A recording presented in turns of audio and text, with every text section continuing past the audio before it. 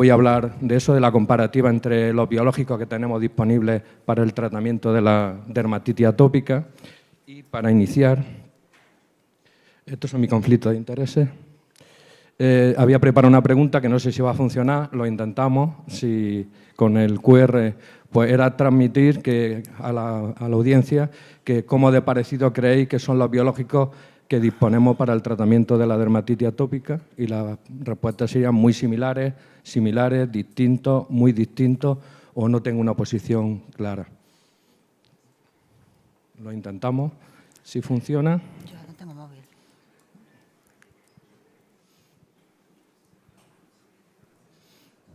Bueno, y si no, pasamos a los métodos antiguos. Ahí está. ¿Sí? Ah, bueno, esta vez ha funcionado. Ahora tengo algo de suerte. Llegaba tarde a la sesión y al final, gracias al taxista, he llegado y por lo menos funciona. Muy bien, como vemos, la mayoría se inclina porque son distintos. Hay incluso alguien que dice que son muy distintos, unos pocos, y otros opinan que son similares. Pues bueno, vamos a iniciar. Básicamente, los dos biológicos que tenemos, hoy en día tenemos dos biológicos para el tratamiento de la dermatitis atópica. El primero es el dupilumab, que como todos sabéis es un anticuerpo monoclonal IgG4, que lo que hace es unirse al receptor alfa, a la unidad alfa del receptor de la interleuquina 4, que además es un componente común para el receptor de la interleuquina 13. Por tanto, lo que hace es inhibir la señalización de tanto la interleuquina 13 como la interleuquina 4 y, por tanto, inhibe la cascada inflamatoria en todos aquellos puntos en los que juega un papel fundamental esta interleuquina.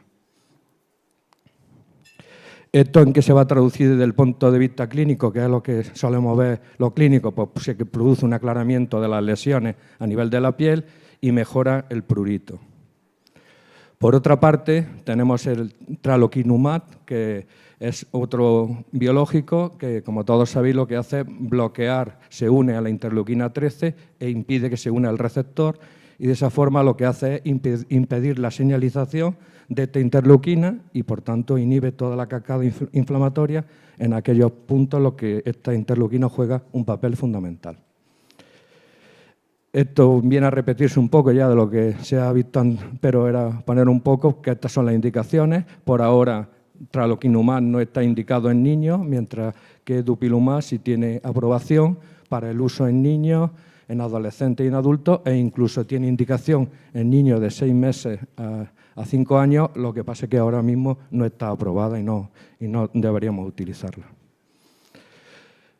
Hay diversos estudios que han demostrado que el dupilumab mejora la estructura de la función barrera de la piel.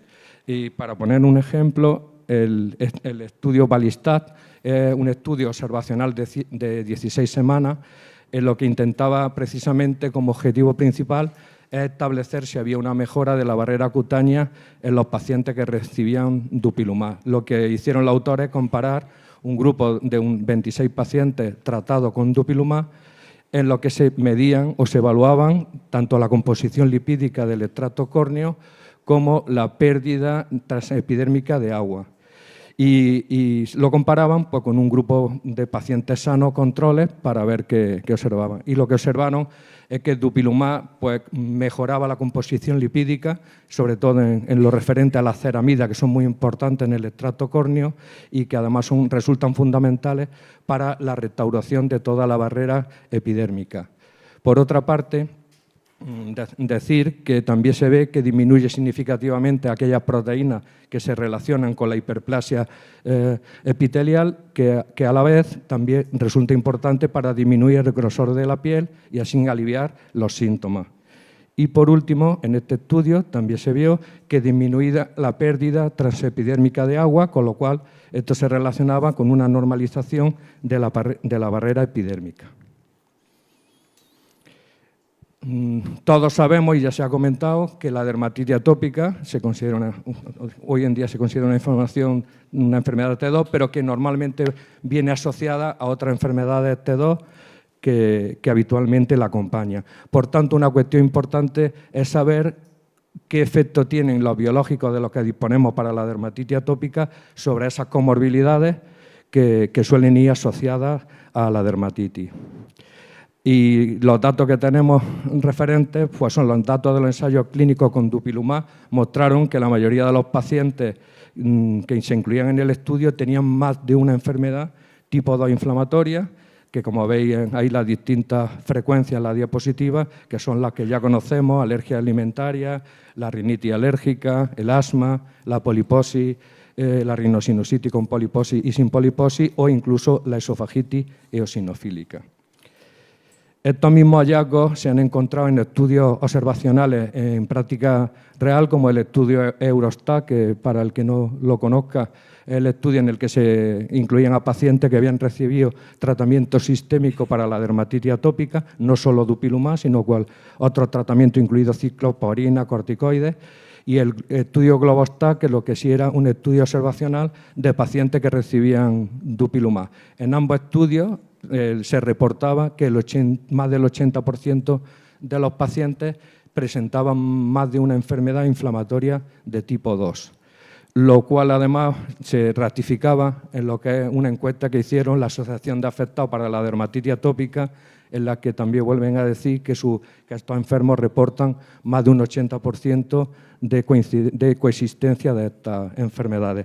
De ahí la importancia de disponer de un biológico que pueda actuar sobre varias de estas enfermedades a la vez. ¿Y qué conocemos? Pues bueno, todos sabéis que dupilumab es el único tratamiento inmunomodulador que tiene indicación tanto en dermatitis atópica, asma o rinosinusitis con poliposis nasal. Estas son las indicaciones a las que no voy a entrar porque ya se han dicho antes y así abreviamos un poco. Y esto viene sustentado pues, por los estudios pivotales que dieron origen a la indicación del fármaco. Ahí veis los distintos estudios en las 3 enfermedades, en los cuales se veía la mejoría ya desde la semana 2 de tratamiento y que se mantenía a lo largo del todo el estudio, en todos los estudios. En esta tabla resumen, también muy gráfica, y podemos ver que el dupilumab es el único que tiene indicación en los 3. Tenemos todos los biológicos que están disponibles y algunos que están por venir, y sobre todo que los inhibidores de la interleuquina 13, el tralokinumab y el lebrikizumab, pues no han presentado ningún efecto sobre el asma, lo cual es bastante importante porque es una enfermedad que se asocia con bastante frecuencia. Otros datos a favor de ese tratamiento simultáneo de varias de las enfermedades es esta serie que publicaron los italianos, en lo que vieron que tanto la dermatitis como el asma que presentaban los pacientes mejoraban en un porcentaje muy importante cuando se iniciaba tratamiento con dupilumab. Y a eso se añade también una pequeña serie de pacientes de nuestro compañero del Hospital Universitario de La Paz, con 13 pacientes, en lo que también observaban que en un porcentaje importante pues mejoraba tanto la dermatitis como el asma. ¿Y qué datos tenemos sobre seguridad y eficacia de estos biológicos? Pues bueno, los datos no proceden de los estudios pivotales, de algunos estudios de metaanálisis y de algunos estudios en vida real. Vamos a intentar analizarlos de forma breve. Estos son los 2 estudios pivotales en lo que se hizo en la comparativa frente a placebo. Son estudios en fase 3, aleatorizados, controlados con placebo, de características similares. Son el estudio solo 1 y solo 2, que son los estudios que se hicieron con dupilumab, en lo que se ve que hay una mejoría significativa en el EASI 75 del 51 y 44% respectivamente, ya en el estudio, y en cuanto a la escala de prurito también se produce una mejoría significativa en el 41 y 36% de los pacientes que se incluyeron. Si lo comparamos con los resultados del estudio pivotales de características similares, aunque no exacto, de ahí que podemos correr cierto sesgo a la hora de compararlos, pues vemos que también se produce una mejoría significativa con este fármaco de la dermatitis atópica, pero el porcentaje de mejoría es algo inferior al que se alcanza cuando se hace tratamiento con dupilumab, siendo del 25 y 32% el 33,5% en el EASI, y en cuanto a la escala del prurito, pues vemos que mejora un 20 y un 25% respectivamente.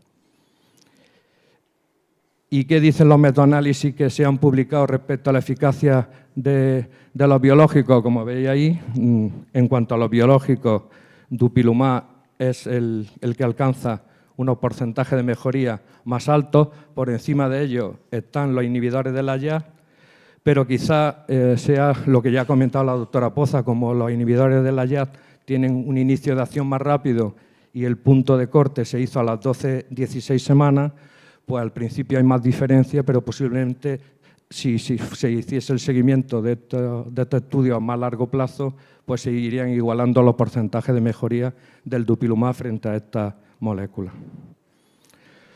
Otro metaanálisis lo que hace comparar distintos tratamientos sistémicos asociados a tratamiento tópico con corticoides frente a placebo con tratamiento con corticoides tópicos. Y lo que valoraban finalmente era qué posibilidad de mayor éxito tenía frente a su comparador cada uno de estos tratamientos sistémicos. Y como vemos, en el tema de... Perdón. Bueno, me he saltado... Bueno, decirlo que en el tema se veía que el 100% de los pacientes que recibían dupilumab, pues había una probabilidad de mejorar más que el comparativo frente al 94%, que era lo que sucedía con el traloquilumab.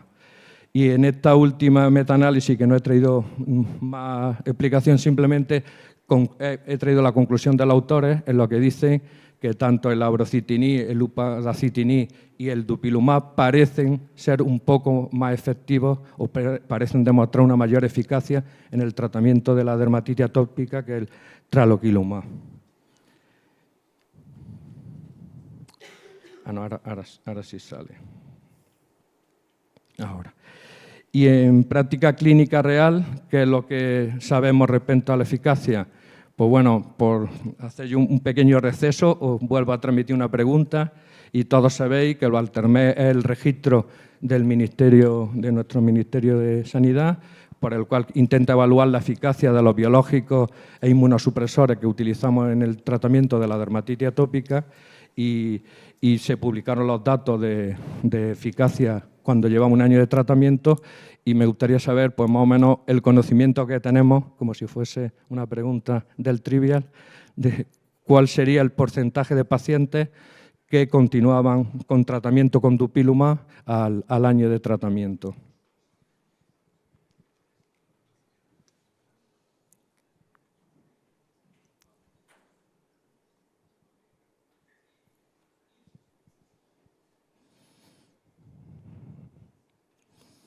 Bueno, hay distintas opiniones.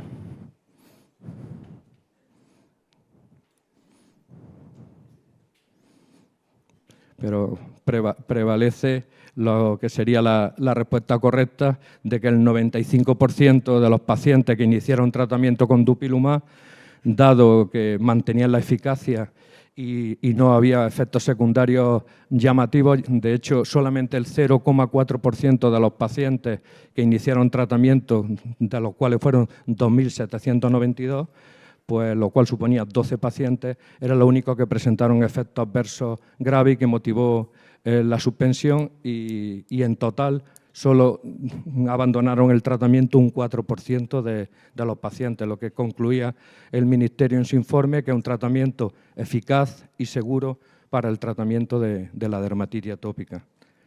Otra serie en la que vemos esa misma continuidad a más largo plazo, a 3 años de tratamiento, pues también refleja un porcentaje bastante importante de continuidad, que se aproxima casi al 80% de pacientes que continúan con el tratamiento gracias a la eficacia y a la buena tolerancia del mismo.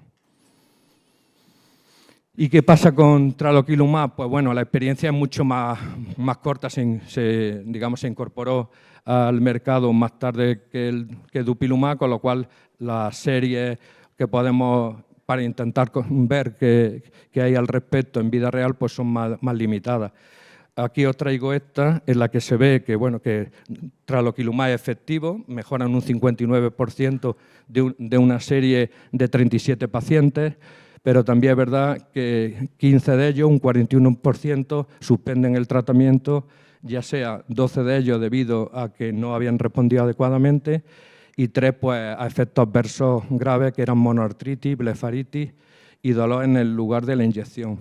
Un dato a su favor pues, era que en algunos pacientes que no habían respondido a dupilumab, sin embargo, sí que respondían a traloquilumab.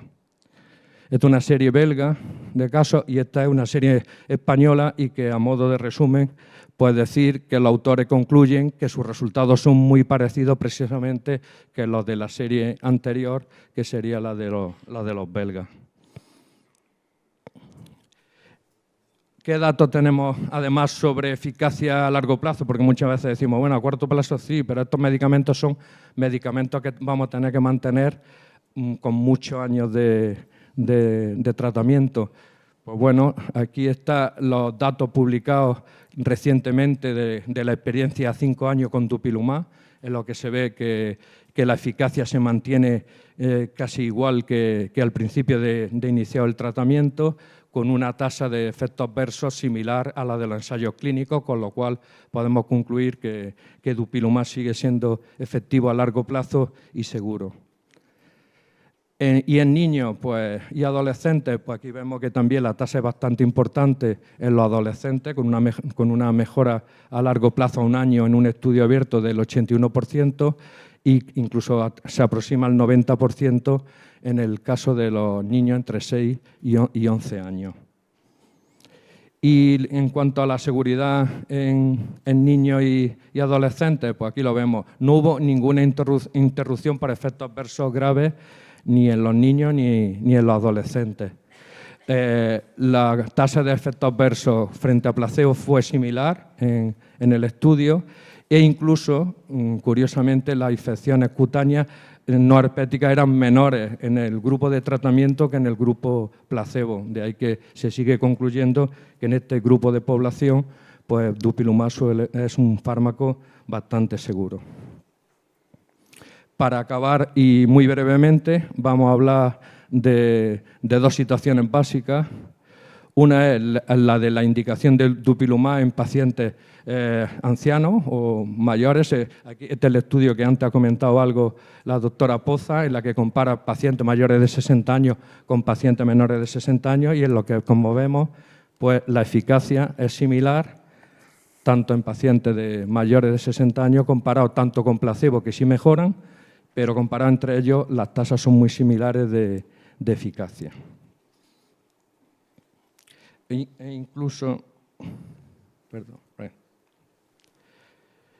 incluso había un posicionamiento, que ya también lo comentaba el doctor Dávila al principio, en la que incluso se aconseja en personas ancianas que tengan que recibir tratamiento para la dermatitis atópica utilizar dupilumab por la baja tasa de efectos secundarios y por el riesgo que existe en estas personas de efectos secundarios con otros tratamientos inmunosupresores de los que disponemos. En cuanto al embarazo, la experiencia o la evidencia que tenemos es corta, se basa en casos clínicos, algunos casos aislados en los que se ve que no hay teratogenicidad ni afectación de la madre durante el uso del fármaco durante el embarazo, y esta es la serie un poco más larga de 13 pacientes que se han evaluado y en la que también se viene a decir lo mismo, y esto, en realidad lo que podemos concluir que aunque ahora mismo no tiene indicación de embarazo, pero en determinadas situaciones en las que el riesgo-beneficio nos aconseje iniciar el fármaco no lo podríamos plantear. Y me consta que se está haciendo un estudio con 300 pacientes para intentar avanzar más en el conocimiento de esta posible indicación en un grupo especial como sería el embarazo y la lactancia. Como conclusiones, pues bueno, tenemos dos fármacos biológicos para el tratamiento de la dermatitis atópica con dos mecanismos de acción parecidos pero no iguales, ya que uno, como el dupilumab, bloquea tanto la interleuquina 4 como la 13, y el traloquilumab inhibe solamente la interleuquina 13, y parece que estas diferencias se asocian con que el dupilumab tiene una mayor eficacia en dermatitis atópica y además es capaz de ser beneficioso en el tratamiento de otras enfermedades inflamatorias T2, como serían el asma o la rinosinusitis. Además, el dupilumab, por la experiencia que tenemos a 5 años ya constatada, ha demostrado que es seguro y mantiene la eficacia, y la evidencia, aunque corta, nos dice que también se puede utilizar siempre valorando el riesgo-beneficio en ciertas situaciones como serían el embarazo o los pacientes de edad avanzada. Y para finalizar, para ver si después de la exposición había algún cambio en los porcentajes, os transmito la primera pregunta que al principio, en la que decíamos que si creíamos que los biológicos que disponemos para la dermatitis atópica pues son muy similares, distintos, muy distintos, o seguimos sin tener claro dónde posicionarnos. Con lo cual, si lo veis oportuno, utilizamos los móviles.